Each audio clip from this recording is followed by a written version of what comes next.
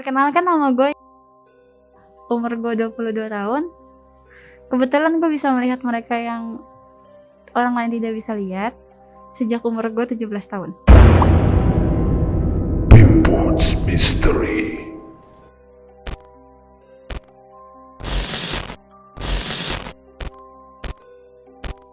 Jangan lupa untuk subscribe, share, dan nyalakan lonceng notifikasinya sebagai bentuk dukungan kamu. Waktu itu gue pernah, waktu zaman gue SMA, gue MOS, kalau di sekolah gue namanya MOPDB. Itu jadi kayak semi militer gitu. Soalnya sekolah gue kan kayak pelayaran gitu kan. Nah, waktu itu kebetulan zaman gue itu kita dapat MOPDB di daerah Ragunan. Di daerah Ragunan. Tepatnya di bumi perkemahan Ragunan. Nah, di sana tuh sebenarnya tempat gue biasa main gitu sama saudara gue. Waktu gue nginep di rumah saudara gue, kebetulan rumah saudara gue deket daerah situ juga. Gue biasa sering jogging, main futsal, kadang di sana juga sebenarnya waktu kecil. Cuma nggak tahu kenapa, waktu gue sama PDB itu berasa kayak gue nggak kenal tempat itu dan mereka nggak kenal gue. Padahal gue ya sering main ke situ kan, seharusnya mereka juga kenal sama gue gitu. Pas gue sampai sana, dari awal gue sedang ngerasa nggak enak gitu, kayak ada yang nggak suka sama gue atau gimana gitu. Gue melihat di situ sih kayak satu kerajaan gitu, walaupun nggak terlalu jelas di mata gue. Lokasinya di mana dan gerbangnya di mana, gue nggak lihat pasti itu di mana. Tapi gue tahu kalau itu emang suatu tempat atau daerah yang lumayan banyak dihuni mereka gitu kan. Terus berlangsunglah kegiatan itu pada hari itu. Nah, di tempat itu kita terbagi ada 3 pendopo.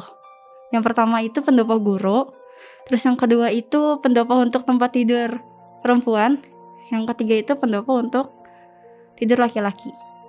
Nah, sebenarnya dari awal gue mikir kenapa yang perempuan nggak tidur di tempat pendopo laki-laki, soalnya gue merasa di situ emang lebih aman daripada tempat tidur perempuan. Soalnya emang gue ngeliat di atap tuh banyak, gue nyebutnya misky. Gue melihat itu banyak di atap atas gitu, dia bergelantungan dan duduk-duduk santai di situ gitu. Walaupun siang hari, cuma gue ngelihat itu. Ternyata benar, sampai malam pun mereka tetap ngeliatin kita waktu tidur. Kejadian serem ini bermula waktu makan malam hari pertama. Oh iya, jadi gue di sana itu 3 hari 2 malam. Kejadian itu di malam pertama, pas gue masih ada di sana. Soalnya malam kedua gue udah nggak di sana lagi. Jadi pas malam pertama itu kita makan pas abis maghrib, makan bareng-bareng gitu, kayak anak pramuka gitu kan, makan bareng-bareng. Terus gue ngerasa kayak kok makanan gue ini nggak enak, badan gue juga nggak enak, badan gue kayak kok berat banget gitu. Terus gue ya positive thinking aja, gue berusaha untuk nggak negative thinking untuk ke semuanya, soalnya gue takut semuanya jadi berantakan juga kan. Gue nggak nyaman di situ, terus jadi pengen pulang dan ngerepotin juga gitu kan. Ya udah, gue masih gak enak cerita ini. Terus abis makan itu ya gue mencoba positive thinking sampai gue bertahan sampai mau tidur. Ya kalian tau lah ya, kalau tidur kan pasti madepnya ke atas, ke atap gitu. Dan sedangkan gue dari siang udah ngeliat mereka itu di atap, jadi kaki mereka kayak ke gue gitu kan. Terus mereka lihat gue ke bawah gitu, kaki mereka gitu-gitu. Terus ada beberapa yang terbang-terbang bolak-balik di atas.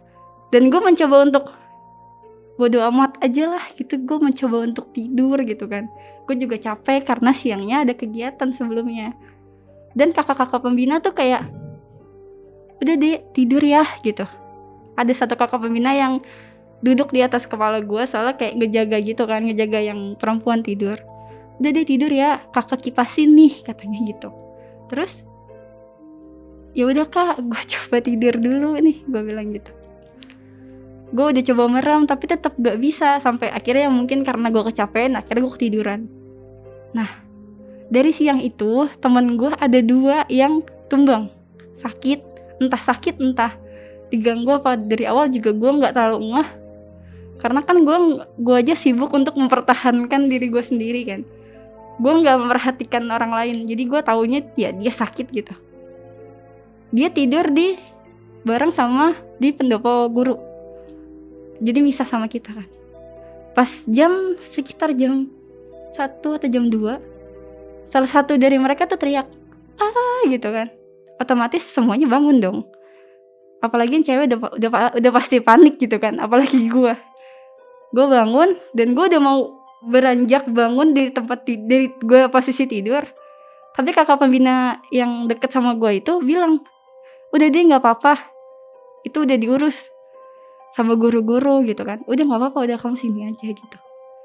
Terus oke kak, gue bilang gitu, gue coba tidur lagi ya, walaupun gue tahu kalau yang di atas itu sebenarnya ketawa-ketawa gitu kan, lihat dia teriak gitu, mereka yang di atas tuh girang gitu kan. Terus gue coba tidur lagi lah, ya udahlah, gue nggak mau memikirkan apapun itu, gue masih pengen menyelesaikan kegiatan gue sampai 3 hari ini kelar gitu, sampai pulang. Terus gue coba tidur lagi, temen gue yang kedua teriak yang lebih kenceng lagi dan bikin yang temen gue yang pertama ini juga ikutan histeris lagi. Padahal tadinya dia udah sembuh lah gitu lah. Terus dia juga ikutan histeris lagi gitu kan. Gue langsung beranjak di tempat tidur gue. Terus gue duduk di tangga kecil gitu. Gue duduk di situ terus sambil gue nahan belakang gue untuk gak ada yang bisa masuk ke gue. Soalnya nggak tahu kenapa kayaknya di badan gue ya di situ. Mereka bisa masuk ke gue lewat situ kan. Terus gue nahan sambil nangis karena gue merasa terpojok di situ. Mereka nggak suka sama gue karena ada di situ gitu. Jadi ya udah, gue coba bisa nangis aja itu, dan guru-guru bingung kenapa gue nangis gitu kan. Padahal gue nggak kenapa-napa. Gue bilang nggak apa-apa, gue sadar, gue nggak kenapa-napa, gue nggak kemasukan, gue sadar. Tapi tolong dengerin omongan gue. Nanti kalau ada yang ke kamar mandi, tolong jangan ganjil dan kakak pembina temenin gitu loh. Tapi nggak tahu kenapa ya, mungkin mereka nggak dengerin omongan gue atau gimana. Ya mereka ke kamar mandi aja gitu. Dan setelah mereka masuk ke dalam pendopo gitu, mereka langsung jatuh pingsan terus langsung kesurupan gitu. Padahal gue udah mewanti-wanti agar tidak kesana gitu. Sebisa mungkin mending ditahan deh sampai nanti pagi gitu. Soalnya gue tahu tanpa gue harus kesana, gue udah lihat kalau emang mereka ditungguin dari tadi, siapa nih kamar mandi, ntar nanti gue tempel gitu kan. Terus ya mereka kesurupan gitu. Nah dan gue nggak tahu kenapa rata-rata orang yang kemasukan itu yang dari pagi waktu gue datang, yang orang-orang itu yang gue ajak ngobrol, terutama cewek. Kalau cowok nggak ada yang kemasukan. Jadi cewek-cewek yang kemasukan ini mereka semua yang gue ajak ngobrol. Dan gue nggak tahu kenapa. Gue sadar itu pun setelah gue sampai sekolah. Gue udah sekolah seperti biasa nih, udah minggu ketiga atau minggu keempat, dan gue baru sadar, why gitu, kenapa gitu kan. Dan akhirnya karena gue nangis di tempat itu, gue dipindah dong ke pendopo pembina. Terus di sana ada teman gue juga yang pertama kesurupan dan kedua kesurupan, dan beberapa orang yang kesurupan juga. Nah beberapa orang kesurupan ini udah better, udah biasa aja. Tapi gue nggak tahu ada satu orang yang sakit itu ngeliatin gue dengan mata nggak enak gitu, kayak dia tiduran keadaan gue duduk di samping dia gitu kan. Tapi dia ngeliatin gue kayak gak suka ada gue di situ gitu. Terus gue bilang sama dia yang ada di dalam dia itu, lu kalau nggak suka sama gue ada di sini, ya udah it's okay gitu kan, ke gue aja, nggak usah ke teman-teman gue yang lain gitu. Terus dia cuma ketawa-ketawa gitu. Terus habis itu dia tiduran dan dia bangun tiba-tiba. Karena keadaannya gue sama dia deket, tuh dia kayak mau nyekek gue gitu, cuma ya dipisahin gitu sama kakak-kakak pembina dan guru-guru yang lain kan. Nah pas gue di pendopo pembina itu, gue dari awal nyampe tuh udah nyium bau gak enak, pakai banget. Baunya itu amis, terus bau gosong gitu. Gue sempet nyium bau ini pas lagi awal datang tuh gue sempet cium jadi dia ada jalan panjang gitu. Nah gue sempet lewat gitu dan baunya sama. Gue nggak tahu gitu. Tadinya gue nggak lihat bentuknya apa, dia siapa, dan siapa yang berbau seperti itu pun gue nggak tahu tadinya. Tapi pas malam itu dan gue di situ, dia ngasih lihat ke gue, walaupun gak begitu jelas. Dia bentuknya itu kayak pocong, gue bilangnya poci gitu. Dia talinya masih ada gitu, masih keikat. Tapi keadaannya tuh gue nggak, ya udahlah ya. Tapi matanya tuh kayak mau keluar gitu, jadi dia nggak ada kelopak matanya gitu. Dia tuh cuma ada bola matanya doang. Terus dia gosong, hidungnya nggak ada, dia kayak dua tengkorak gitu loh, terus hidungnya nggak ada, cuma ada bolongan hidungnya gitu. Walaupun gue lihat sekilas, tapi lumayan inget lah ya sampai sekarang. Terus mukanya tuh kayak gosong, hitam banget sampai ngeluarin bau gak enak gitu, sampai ada nanahnya juga di sini. Terus ada darah juga, gue lupa darahnya di mana, darah. Dan kain kafannya tuh kotor banget, ada tanah gitu di sini, di pinggir sini nih ada. Terus dia nggak ada bibirnya, tapi dia cuma ada giginya doang gitu. Jadi dia nampakin ke gue gitu doang. Terus melotot, ya gue ngeliatnya melotot karena dia nggak ada kelopak matanya. Terus ya gue mencoba berdoa di agama gue, dan akhirnya gue nggak ngelihat dia lagi, tapi baunya masih ada dan gue tahu emang dia nggak jauh dari situ gitu kan. Terus malam itu selesai dengan keadaan yang gue masih takut. Selesai pun itu sekiranya jam 5:30 lah, pas matahari udah mulai terbit. Pas malam-malam itu chaos, panggil guru kunci juga kan, guru kunci tempat itu. Pas dipanggil, bahkan guru kuncinya tuh bilang, di sini tuh nggak pernah kayak gini, nggak pernah seramai ini, nggak pernah sebanyak ini yang kemasukan. Dan kayak gue ngerasa kayaknya gue biang kerok gitu. Udah deh, gue diem aja gitu. Sampai guru kuncinya tuh bilang kayak gitu, di sini tuh emang sering ada yang kemah, namanya bumi perkemahan kan, tapi nggak pernah kayak gini, biasa aja gitu. Terus keesokan harinya, siangnya kegiatan jalan kayak biasa aja gitu, jalan aja. Tapi karena gue dari pagi subuh itu gue melek, jadi kan gue capek, gue nggak tidur, gue nggak istirahat. Akhirnya gue dikasih waktu untuk istirahat, walaupun gue mencoba untuk cari tempat aman untuk diri gue gitu. Gue nggak tahu gue kemana gitu. Di sini mereka ngedesak gue, di sana mereka ngedesak gue. Gue mau ikut rame-rame cuma nggak boleh juga, soalnya gue takut teman-teman yang lain juga masih jadi kena lagi, ya kan. Yaudah akhirnya gue ya gabung aja ke guru-guru yang lain. Mereka, gue bilang, udah Bu, sini aja temenin saya tidur, soalnya saya takut. Ya udah akhirnya ditemenin tidur. Setelah itu malamnya lagi, pas hari kedua, kan 3 hari 2 malam. Malam kedua sama kayak gitu lagi. Setiap abis maghrib, badan gue tuh tampak gak enak, pakai banget, berat banget. Rasanya tuh kalau duduk tuh di belakang tuh kayak ada yang nyender gitu, kayak lagu The Virgin, tau gak sih gitu. Terus kok, tapi kan gak ada nyindir ke gue gitu kan, kok gue ngerasanya berat banget gitu kan. Ya udahlah, kata gue, lagi mungkin, jadi ya udah. Cuma ya gue mikir kasihan juga sama teman-teman gue yang lain. Mungkin karena guru-guru gue tahu gue ini bisa kemasukan lah, mungkin mereka mikirnya gitu. Akhirnya beberapa orang juga tuh yang kemasukan dibawa pulang, diantar pulang. Nah guru gue nelpon bokap gue nelpon bude gue yang rumahnya deket situ. Terus akhirnya gue dijemput sama bude gue nih pakai mobil, ya kan? Soalnya gue ditakutkan akan terjadi seperti malam kemarin. Setelah itu kita makan lagi tuh abis maghrib, makan, emang jadwalnya tuh abis maghrib makan malam.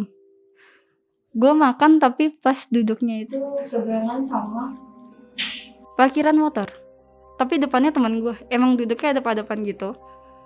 Depannya belakangnya teman gue tuh, gue lihat dia Poci yang tadi pas di belakang teman gue dengan muka yang lebih jelas lagi. Jadi gue bener-bener ngeliat kayak darahnya dia tuh banyak gitu loh, sampai kainnya tuh basah. Tadinya gue ngeliat itu gitu, terus nananya tuh kayak bener kayak bentol gede banget gitu. Itu dia kayak masih bolong terus ngalir gitu loh. Terus dan gue nggak sempat mau ngapa-ngapain. Gue mau ngambil makanan, gue bingung, tapi karena gue takut jadi gue cuma bisa keliatin diem. Gue kaget, terus gue usaha gimana caranya gue bangun dan gue lari dari situ. Dan akhirnya gue lari, tapi baunya masih kecium. Gue tahu dia masih deket gue gitu. Gue mau gue sampai tutup muka begini, sampai gue begini, tuh gue masih denger suara mereka yang gue benci banget denger ada suaranya tapi nggak ada bentuknya gitu. Gue denger suara mereka gitu, cuma gue nggak tahu mereka ada di mana gitu. Yang gue cium dan gue lihat dengan jelas ya Miski dan Poci itu. Sisanya gue nggak lihat dengan jelas gitu. Sampai gue tutup semua, gue jongkok, gue begini gitu kan. Terus akhirnya dia pergi. Saudara gue langsung datang. Pas saudara gue datang, pas gue masih begini, terus gue ditepuk sama bude gue. Kenapa gitu kan? Gue tuh tadi ada ini, gue bilang gitu, itu tadi lihat itu loh gitu. Gue ya karena masih takut kelagapan dan lain-lain. Yaudah ya pulang, ambil tasnya sekarang pulang. Udah, terus gue pulang. Gue jalan kan ke arah parkiran tuh lumayan jauh kan. Otomatis gue lewatin pohon-pohon yang ada di sekitar situ gitu kan. Gue sampai bikin jalan tuh gue merem, gue sampai pegangan sama bude gue. Terus gue merem, terus gue nggak mau lihat kanan kiri gue gitu kan. Gue nggak mau lihat, tapi ya gue denger suara mereka gitu kan. Terus akhirnya gue pulang sampai parkiran, walaupun di jendela mobil masih ada sekali ada yang nempel gitu. Di atas mobil juga ada gitu. Terus gue bingung gue mau gimana. Gue mau pulang tapi ada mereka, gue bingung gitu kan. Terus udah nggak apa-apa kata bude gue gitu. Emang kebetulan bude gue juga bisa ngerti kayak gitu juga. Udah nggak apa-apa, nggak usah takut gitu. Kayak gituan doang katanya gitu. Udah. Padahal gue masih takut dan masih gemetaran gitu kan. Terus pas gue masuk mobil selesai, sampai lampu merah Ragunan. Lampu merah pertama tuh kap mobil saudara gue tiba-tiba keluar asap banyak banget. Otomatis gue panik dong. Ya orang normal juga panik dong lihat asap di kap mobil, di mobil gue meledak atau gimana, kebakar kan nggak tahu. Terus kata bude gue, nggak apa-apa, itu bukan kebakar atau apa kok, kata gitu kan. Ya terus itu apa? Gue bilang gitu kan. Itu mereka yang ikut kamu nggak kuat, kata gitu kan, nggak kuat di dalam mobil kata. Oh ya udah bagus deh kalau mereka pergi, mereka pulang ke tempat sana lagi gitu kan.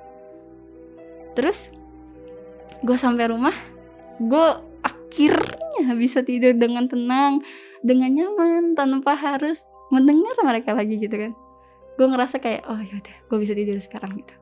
Cuma ya karena gue masih harus balik lagi ke sana, jadi gue paginya balik lagi.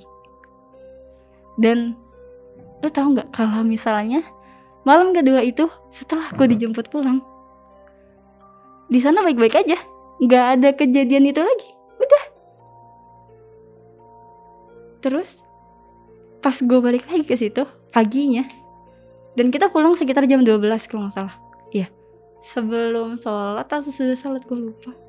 Pokoknya kita pulang. Sebelum pulang tuh ada kayak upacara atau baris-baris pengumuman apa gitulah pokoknya. Nah di situ mulai lagi banyak lagi yang tumbang, dan gue nggak tahu kenapa. Gue juga soalnya di situ gue juga kena. Emang mungkin keadaannya gue capek dan lain-lain kali ya. Gue nggak ngerti sih. Soalnya gue kan emang siangnya itu gue ikut kegiatan, dan kemarin malamnya itu gue nggak jelas juga kan, nahan diri gue sendiri. Dan mungkin akhirnya hari itu siang itu gue kena. Jadi pas siang itu banyak lagi juga yang kesurupan lagi. Sampai akhirnya yaudah tadinya kan pengumumannya mau agak lama, masih lama gitu, sekitar sampai jam 1 atau jam 2 gitu. Kita jam 3 baru pulang. Akhirnya udah cepet dah kita pulang sekarang, pulang semua. Gue kira semuanya bakal selesai gitu aja setelah kegiatan itu. Semuanya bakal selesai ya, jalan seperti biasa. Ternyata enggak. 2 minggu kita tetap ngalamin kayak gitu lagi. Semuanya masih berasa sama. Teman-teman gue yang kesurupan waktu itu juga masih sama. Masih kadang beberapa hari selang-seling mereka kemasukan lagi. Bahkan sampai keluarganya mereka tuh ngerasa kayak, kamu bawa siapa ke pulang gitu, kamu ngajak siapa pulang. Gue dapet cerita ini dari teman gue. Sampai emaknya bilang, kok di depan rumah ada yang nungguin, kamu ngajak siapa gitu kan, kamu bawa siapa. Sampai akhirnya teman gue mungkin dibersihin sama keluarganya, gue nggak tahu gimana ceritanya. Nah tapi gue bersyukur setelah 2 minggu itu semuanya selesai. Mungkin masing-masing dari mereka yang sering kemasukan udah mulai dibersihin sama keluarganya atau gimana, termasuk gue. Jadi setelah itu 3 minggu kita kembali seperti biasa lagi. Terima kasih teman-teman telah mendengarkan cerita gue. Gue gak paksa kalian percaya dengan cerita gue, tapi jika kalian percaya, terima kasih.